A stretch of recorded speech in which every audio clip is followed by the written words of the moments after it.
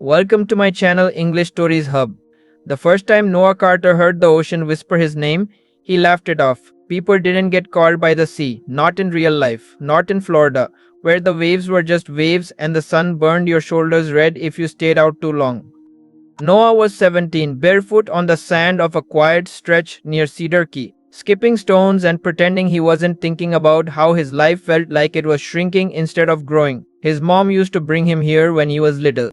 She'd sit on a faded beach towel, hair tied up, humming songs that never made it to the radio. Those trips ended 2 years ago, the day the hospital room went quiet in a way Noah still couldn't explain without his chest tightening. Since then, the ocean was the only place that didn't ask him to talk. A wave rolled in farther than the others, soaking his jeans. Noah jumped back, grinning despite himself. All right, he muttered, shaking water from his ankles. Then he noticed something strange. Between two jagged rocks at the far end of the beach, where tourists never went, the water pulled back just enough to reveal a dark opening. It wasn't there yesterday, he was sure of it. Floridites were tricky, but not that tricky. Curiosity won, like it always did with Noah. He climbed over slick rocks, hands scraping, heart thudding with that familiar mix of excitement and fear. The opening looked like a mouth frozen mid-secret. Cool air breathed out of it, salty and ancient, sending a shiver straight down his spine. Inside, the cave widened. Light spilled through cracks in the ceiling, dancing across walls painted with minerals that glittered like stars. Noah laughed softly, the sound echoing back at him in pieces. For a second, it felt like the cave was laughing with him. Then he saw it.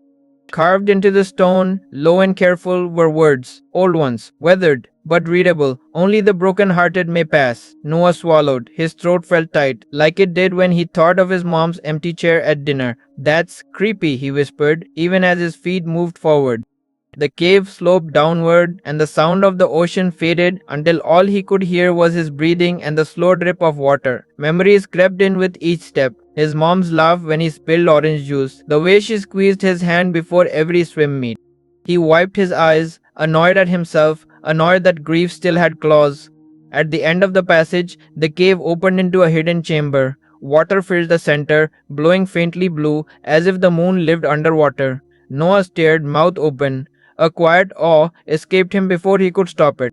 When he stepped closer, the water rippled not from his movement, but from something rising. A shape formed beneath the surface, tall, human, not human. Noah's breath hitched. Every instinct screamed, run, but his feet stayed planted. The figure broke the surface, eyes bright like the cave itself. You heard the call, it said, voice like waves folding into shore. Noah laughed nervously. Either that or I've officially lost it. The being smiled, and somehow that made Noah's chest ache more than fear ever could. Loss opens doors, it said softly. And you, Noah from Florida, have one still closed. The water behind it began to swirl, faster and faster, pulling light and shadow into a spinning path. Noah's heart pounded. His hands shook. Part of him wanted to cry. Part of him wanted to laugh at how impossible this all was. And part of him knew deep down that if he walked away now, he'd regret it forever. The water surged forward, and Noah took one step closer, not knowing what the cave would demand next. The moment Noah touched the glowing water, the world tipped sideways.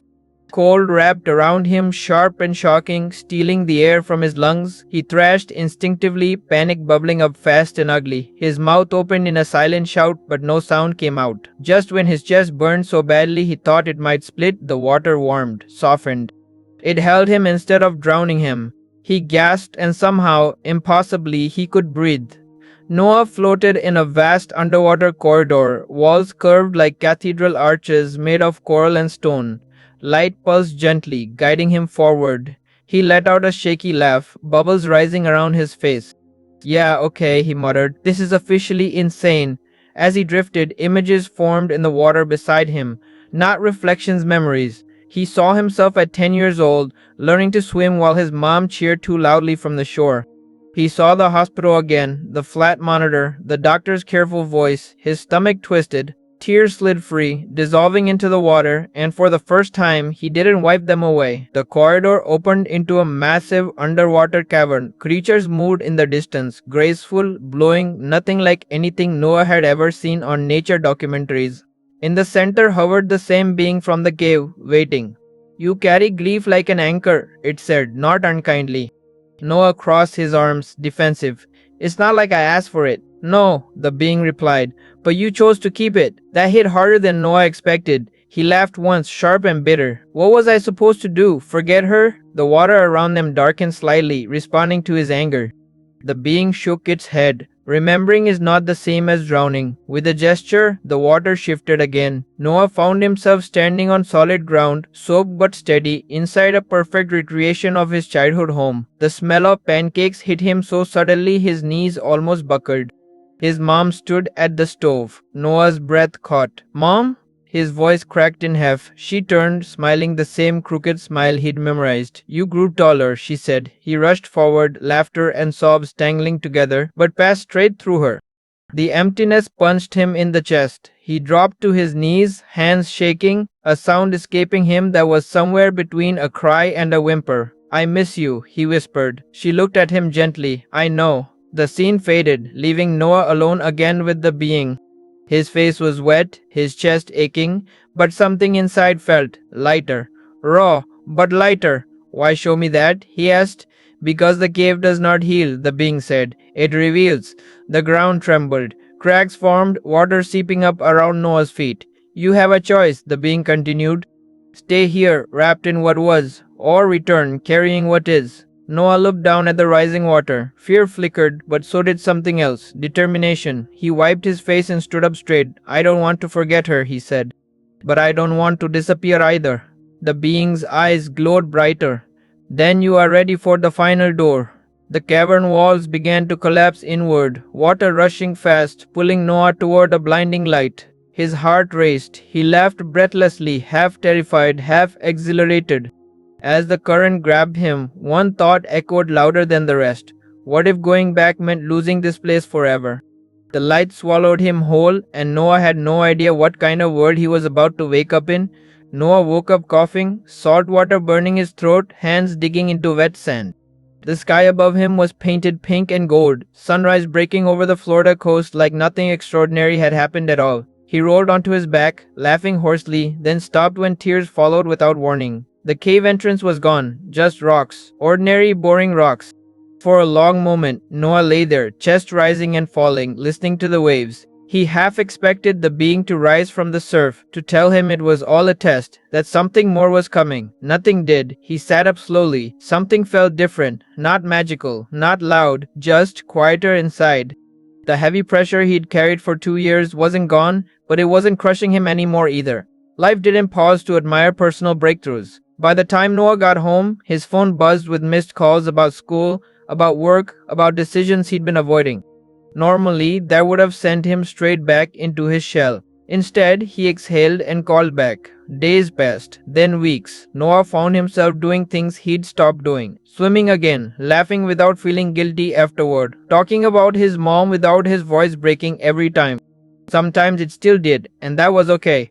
Grief didn't vanish, it softened. One evening, while helping a lost tourist near the marina, Noah noticed something shimmering beneath the dock. Just for a second. Blue light, familiar and warm. He smiled to himself, heart thumping. Yeah, he whispered.